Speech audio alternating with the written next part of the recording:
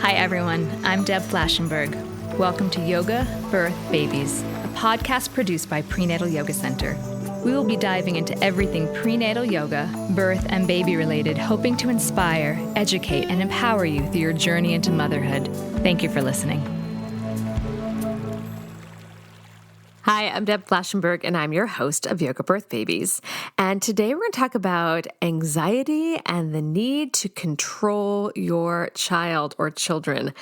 So when I came across this topic from our guest, I thought, wow, I totally relate to that, because have I gone head to head, will to will with one or both of my kids in the past? Yes, I have. Have I felt like I needed to control things? Yes, I have. And have I let my anxiety help or run that desire to control things? Yes, I have. So when I came across Olivia Bergeron wanting to talk about this topic, I thought this is something I can relate to, and I feel like I'm not alone, that many other people can as well. So we go into this conversation about, does controlling really help? Does the strategy backfire? And does anxiety actually have a purpose? And what are some better strategies to help our child find their way instead of us trying to control? So as I mentioned, I have Olivia Bergeron on. She is a psychotherapist and a parenting coach, specializing in helping clients feel proud of their parenting from pregnancy through the teen years. She has been helping parents since 2005, and Olivia offers psychotherapy to clients in New York, New Jersey, Florida, and parenting coaching to folks worldwide. She's got a lot of knowledge. She's incredibly smart, and I'm really excited for you to hear this conversation. Now, before we get to that, I just wanted to give some updates of what's happening at Prenatal Yoga Center. We are continuously adding more classes, so check our online. We currently have and plan to continue to have an online class available every day. And then we have what we call re-releases. So if you can't make the live class or the in-studio, we release the morning class twice throughout the day so that you can still participate and still get everything you want out of the class. We actually had a student yesterday for the postnatal. She popped on saying, I'm going to watch the re-release, but I want to work on neck and shoulders. Can you put that into class? And I did. So we've had people email, I'm not going to be able to make the class. I'm going to watch the re-release. Can you work on hips? And so we do. So your needs are still met by just letting us know what you're interested in doing. So that's what's happening for our online and our in-studio classes. And we're getting into more of our teacher training. So as I record this, we're finishing off our winter online teacher training, our prenatal yoga teacher training, revving up for our in-person teacher training, which I'm so excited about. And then we've got an online postnatal teacher training. We only do that once a year, our online postnatal teacher training. So if you're interested in that, check that out from our website. And I think that's it. So we're going to take a super quick break. And when we come back, please enjoy my conversation with Olivia. Hi, Olivia. How are you? I'm doing excellently. Thank you so much for having me. Oh, I'm really excited. So we've kind of circled around each other in the New York perinatal community. So this is the first time I've really chatted with you, and I'm excited. You've got so much knowledge. So thanks for being my guest. I'm so happy to be here. So let's jump in, and I'd love to learn a little bit about you and what brought you to your work working with parents. Yeah, well, I've been a therapist since 2005. But when I had my own children, my daughter was 2 when my twins were born. It really became abundantly clear that there was just a lack of support for parents in general, but also a dearth of professionals that actually get where parents are coming from, frankly. Obviously, you live in this area. There are an awful lot of therapists or there are parent coaches out there. But I think if you're not taking into account the specific context of having a child, and doing it during a pandemic to boot, I just think you're missing a really big piece. So I do focus a lot on work a bit more holistically than most, and that I look at people's self-care, just because I think that the self-care tends to go out the window with parents. I don't know about in your experience, but yeah. I think we can kind of martyr ourselves. Absolutely. In fact, I was just talking to my husband about that this morning, that my self-care is taking a shower by myself. Like that is it sometimes. So I totally understand that. So what is the parenting philosophy that guides you in your work with parents? Yeah. So like I mentioned, I was a psychotherapist. And then when I was working with folks, they would come back to me. They would say, I'm doing fine. My anxiety is under control, but now my child is tantruming and I don't know what to do. Mm-hmm. Or I know what not to do. I don't want to parent the way that I was parented. So I was trained by Laura Markham, and she wrote Peaceful Parent, Happy Kids. And she lives here in Brooklyn, and she's great. But I find that her parenting philosophy really makes a lot of sense. And that is basically that you have to have self-regulation. So you don't want to throw gas on your child's fire. You want to throw water. And in order to do that, you need to make sure that you're taking care of yourself so you can approach things calmly. You connect with your child before you correct them. So you're doing that preventive maintenance. You're making sure that that relationship is strong with your child. And then you coach them, but you don't control them. Now your child has control over themselves. You're in charge of them, of course. But the idea is that your responsibility is to help them through by coaching them and not trying to, get controlling and force your point of view on them. So I'd love to go back to what you said about the self-regulation. So if a child is, because I have a son that has ADHD, and regulation is something we're working on. So if someone has a child that is unregulated, and a parent may also have those tendencies, what is the first step then for everyone tampering that fire down? Well, I think first of all is acknowledging what your triggers are, whether it's a certain time of day or a certain activity. I find generally it's around transitions that things to go off the rails. So getting up, getting dressed, meal times, bath times, bedtimes, getting out the door. Those are times when our agendas tend to clash. So if you can acknowledge, first of all, you can cope in advance knowing that, okay, I know that generally speaking, when I ask my child to put his coat on, I get a lot of pushback. So how do I engage him in a way that I'm getting his cooperation, that he wants to go along with what I'm saying? So you can make it into a game. You can be lighthearted about it. But primarily, you want to make sure that relationship with your child is strong so that he wants to preserve it. He doesn't want to disappoint you. So I also think that if there are certain situations that you feel like you are particularly triggered or upset, making sure you're taking a pause, slow things down. I think a lot of parents feel a lot of urgency. I need to get this done right now. When actually, if you zoom out a little bit, it's not a big deal if you're a little bit late, if things are a little bit, slowed down. So I think it's prioritizing your relationship over this urgency, this sense of obligation that I have to do these certain things, right this minute. That makes a lot of sense. And something I'm excited that we're going to get into is that idea of controlling and anxiety and feeling, letting the anxiety find control. I was actually speaking to my prenatal and postnatal class about this conversation we're having. And it was really interesting. Those that were pregnant for the first time, they're like, oh yeah, I never thought of that. And then I had a bunch of people in class that had already 1 or 2 kids and toddler age. And they're like, there is really a control struggle. And they were really interested. They're like, when is this going to come out? So I would love to talk a little bit about how parents feel that maybe it's more of a guidance than a control. So why do parents, in your opinion, become controlling? Well, I think it's easy to get into a power struggle with our kids. We're convinced that we know what's right and they don't. And I think this desire to control oftentimes is motivated by anxiety. If you're out and about, well, people are judging me because my child isn't getting in the stroller.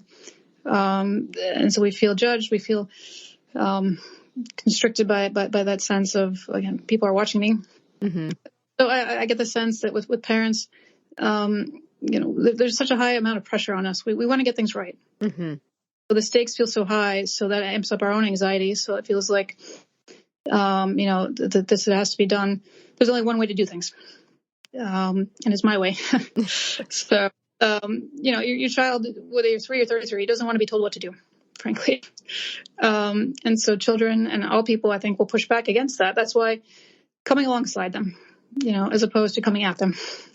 Trying to impose your will on them and either trying to break their will or to force them to do things, oftentimes backfires, and then I think it leads to things taking a lot longer in the long run, frankly. Yeah. But you really hit on that idea of the judgment, because I think back to when I was a parent and, like you said, getting into the stroller, and then it does feel that way. I remember being like the tot lots in Riverside Park and trying to get my son in the stroller, and became exactly what you said. It's like, a war of the wills, and his will against my will. And I did totally feel judged that I couldn't get my kid in a stroller.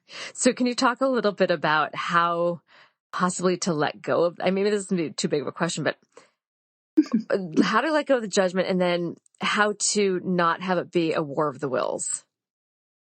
I think looking at what's truly important. Does the opinion of the people in the park in the scheme of things really matter? No. But at that moment, it feels like, oh, they're going to judge me. I'm a bad mom. I can't get my kid in the stroller. But acknowledging when you have that voice excuse me, that comes to you that says, gosh, I'm being judged. Everyone's watching me. I think that that can prompt a whole lot of anxiety and this cascade of getting more and more rigid, as opposed to, all right, what do I need right now? What does my child need right now? Excuse me. Pardon me. And really acknowledging what it is that, again, what the child needs in that moment, and how do I give that to him? As opposed to, I need to get the approval of these people in the park. I'm prioritizing how they feel over how my child is doing, or what I feel is right. Again, in the scheme of things, what these people, what their opinions are, really has no bearing on you. Right. But if you're governing your behavior in a way that you're kind of doing it for an audience, I think it's always going to feel like you're falling short, because you're not going to feel genuine or authentic to you. Right. So realizing that controlling is not the best thing. So how do you typically see children respond when the parents are trying to overly control them? Well, it becomes a power struggle, frankly. And so, you push on your child, and your child pushes back. Right. And generally things get pretty messy because they get heated. Your child is frustrated, you're frustrated, and maybe it elevates into anger. And then you say or do something you regret. And then ultimately you've got to go back and compare, which again, in the scheme of things takes a lot longer than just pausing in the moment. And instead of going down that path, looking at what actually would be more effective. And that is, what does my child need right now? So can you talk through, so I keep thinking about, I get it's a power struggle, and I'm sure a lot of parents are thinking it's a power struggle, but how do you give up that it's a power struggle and still try to guide? Can you maybe give an example of, say, kids not getting in the stroller? What is or let's go with something you have to, and the stroller, maybe that's not as big a deal, but it's like you have to get them out the door for an appointment or school or something, and there is a tantrum. So how would you work through that? Well, first of all, hopefully you've seen that tantrum building up, and you find ways to find the off-ramp. Right. As a parent, get a sense, okay, I know where this is headed. And if you keep pushing and doing what you're doing, it's just going to prompt you. Again, you know where this is going to wind up, where your child is going to be on the floor, kind of banging his head on the floor. And so if you can identify earlier, as soon as you can, that you can see where this is going and figure out, how do I change tracks? I think one way, a rule of thumb is, what is truly important in this moment? Does he have to, put his shoes on, the shoes that I picked out, or can he wear his sandals in the winter? As long as he's got some kind of shoes on his feet, I'm going to bring his sneakers with him. So if he wants to go outside, he's going to see that actually it's quite cold outside. Maybe I do want those boots or those sneakers instead. It's not he's not losing face. I think a lot of parents feel like, I'm right, and if I backtrack, or if I, kind of capitulate, quote unquote, then somehow I'm losing face, and that's not, that's the last thing they want to do. They want to lose their authority. Instead, I think you can compromise with your child in a way that is, respectful, and also, I think you can say something to the effect of, goodness, you really want to wear those shoes. I hear you. I'm concerned that it's really cold outside. So what can we do about this?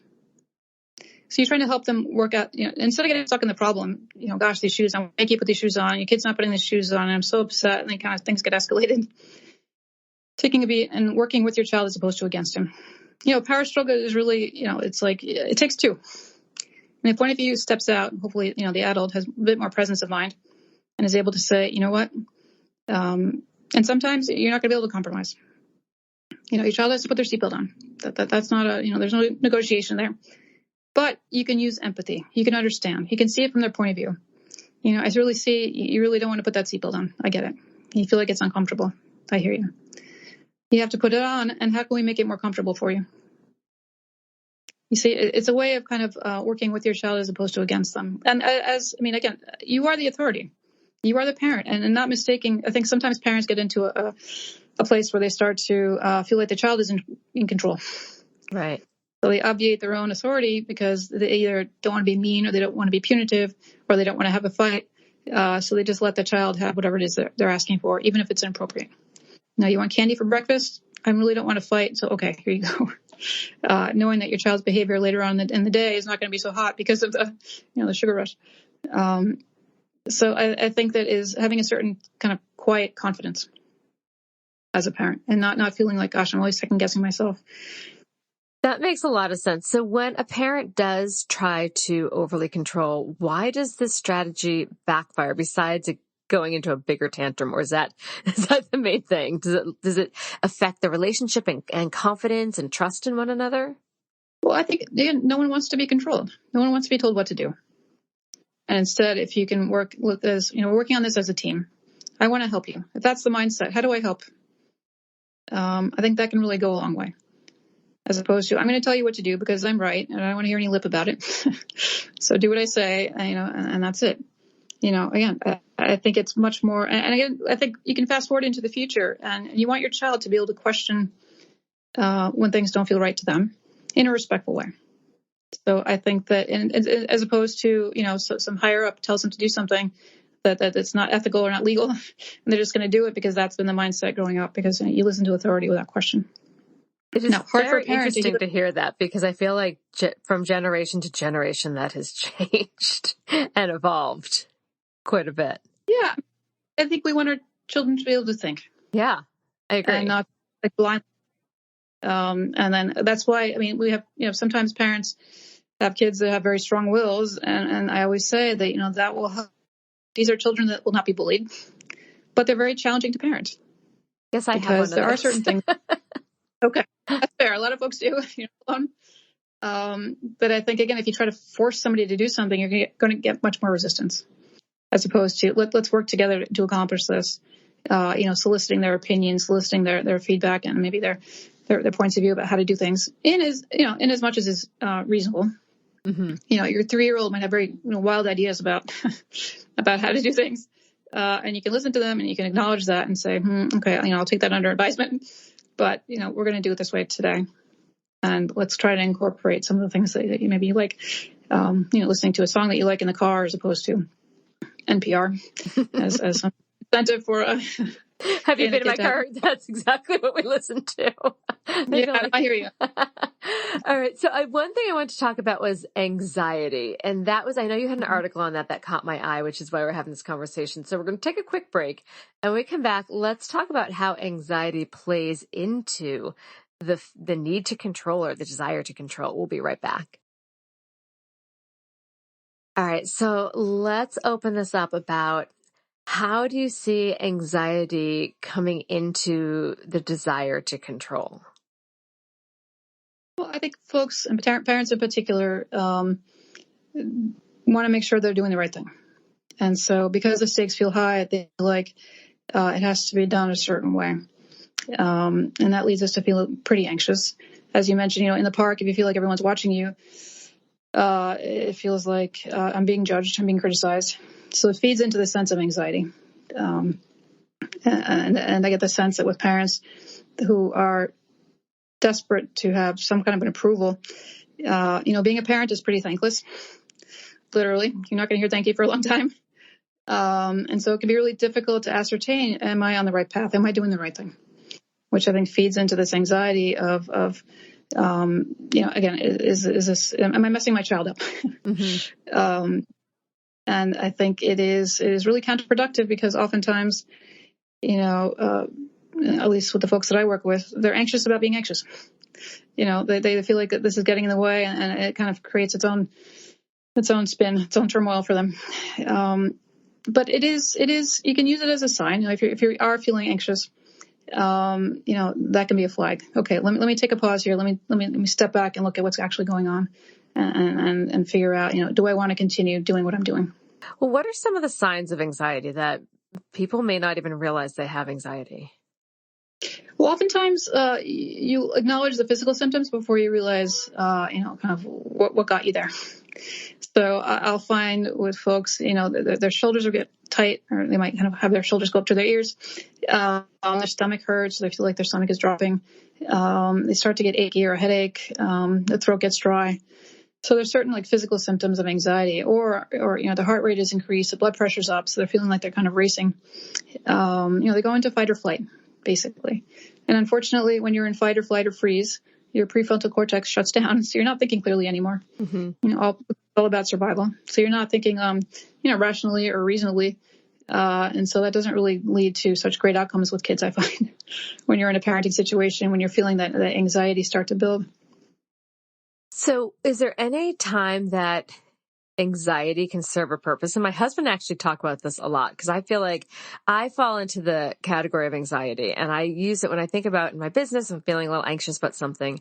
It actually sometimes helps me refocus and look, okay, and I call it like, where are there leaks in the plan? Where am I going to fix those leaks? So I don't know if that's anxiety causing that, or just, I don't know, but it feels like anxiety. So is there ever a time where anxiety can serve a purpose? And you might feel like, no, actually there is never, which is fine. I'm curious. But you're using it as a cue to, okay, let me step back and make sure I'm on the right path. Right. If I'm worried that I'm somehow getting off path, what can I do about it? So, I liken it to, instead of getting stuck in the problem, you focus on problem solving.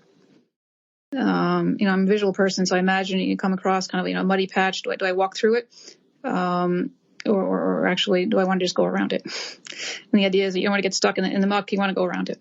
Like, I acknowledge it's there. I'm not pretending it's not there. It's a sign. Your brain is trying to help you. It's trying to prevent you from suffering. And I think it's possible to acknowledge it and say, okay, thanks, but no thanks. This is not an emergency. I've got this. So when you're working with your clients who are trying to control and are doing it from anxiety, what is the first step for them? Is it just acknowledging it? Is it breathing? How can they start to dismantle that habitual reaction? Well, I think acknowledging, what are your triggers? Is it a certain time of day? Is it a certain person you have to interact with? Is it a certain activity? And then coping in advance. Okay, I know this person triggers me. What can I do to make sure that I'm in a better state of mind? That it doesn't feel so urgent. That it doesn't feel so important. It's I think it's that level of self-care is key. In other words, we want to teach this to our kids as well, right?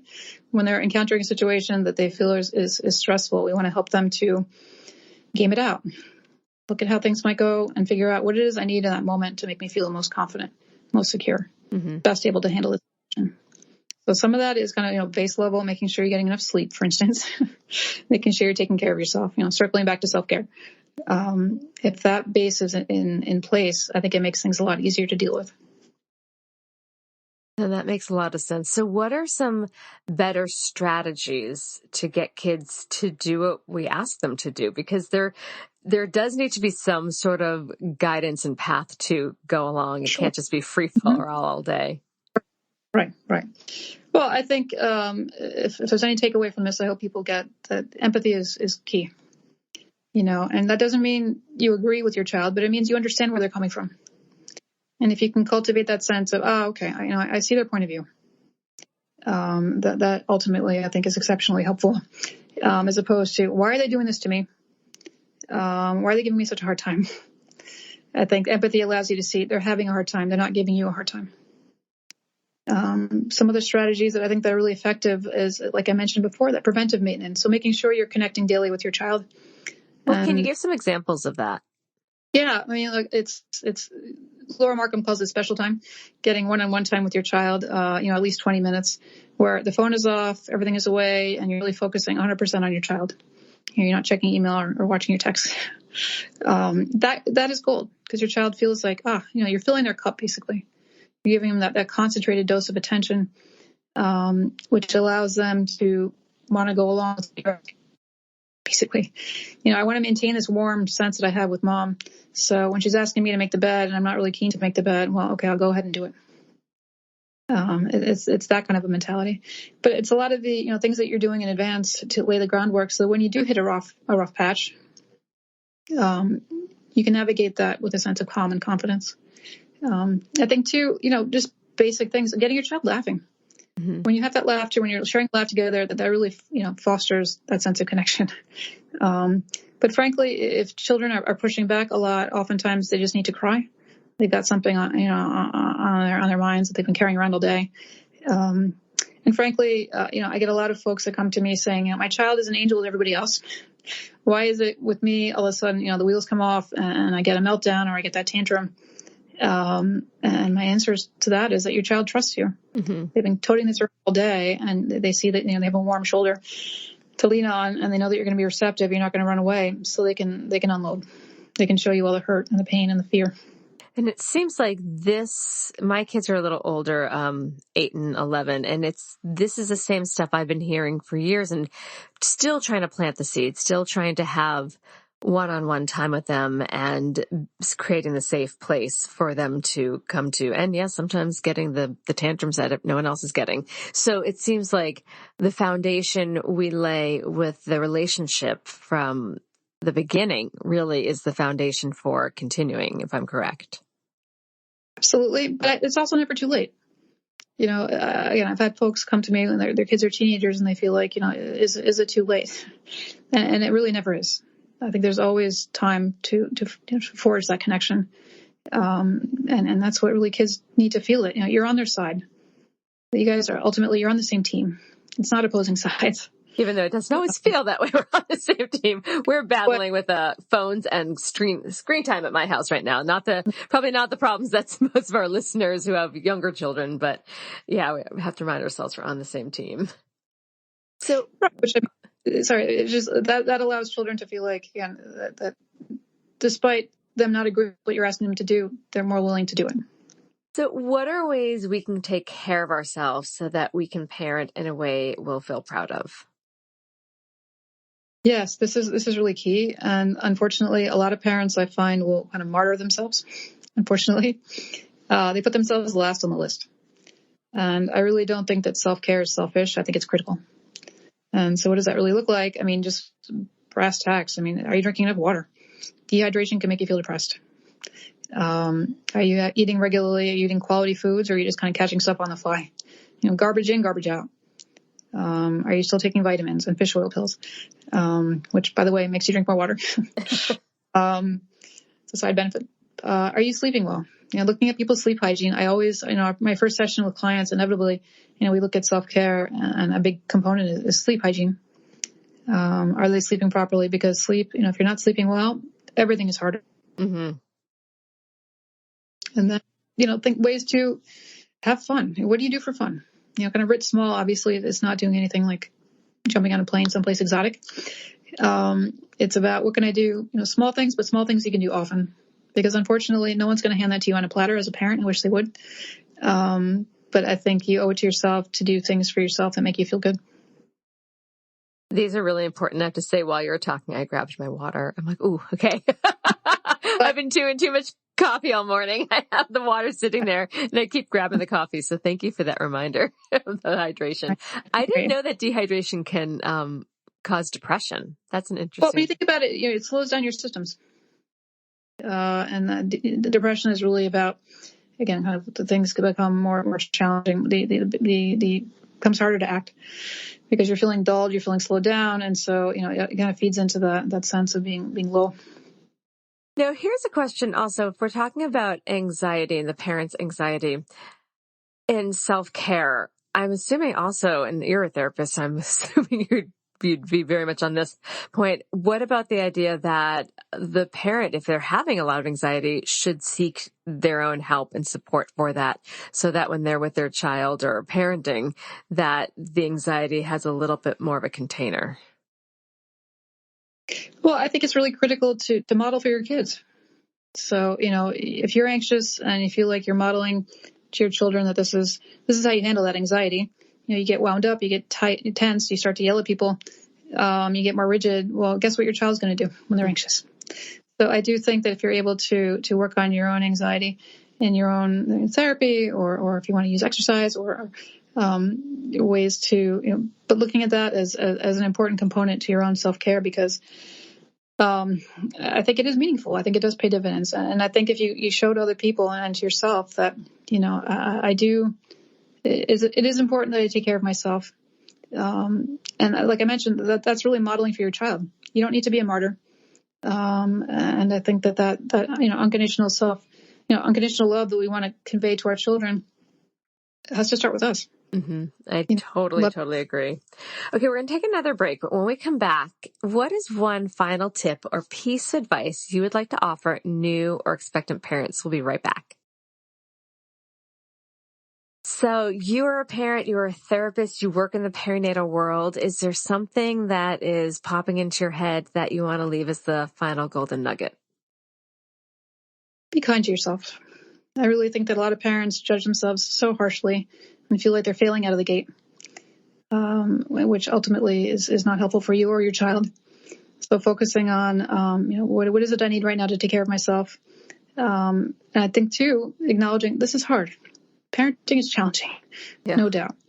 And it's not like everyone else has it figured out except for you. I think that acknowledgement is important because it allows you to see that, okay, I'm connected, I'm part of a community, I'm part of, I'm not alone. I think the feeling of being alone can really fire up people's anxiety and their sense of, this is challenging in a way that I can't handle. Right. Yeah, I think the support of a community, the support of others, and recognizing they're not alone is huge. Where can people find your work?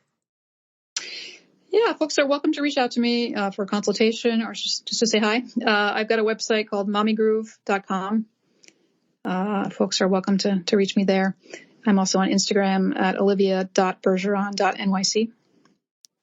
Well, perfect. We will put all that in the show notes. Thank you so much for coming on and talking about something I think many parents feel they're struggling with, the whole control issue. And you really gave some great insight that it's not about control, it's about communication. So I think those are really good thoughts. So thank you so much for your time. Thank you. This has been an episode of Yoga Birth Babies, produced by Prenatal Yoga Center. You can catch us on Facebook, Twitter, Instagram, and Periscope. I'm Deb Flaschenberg. Thanks for listening.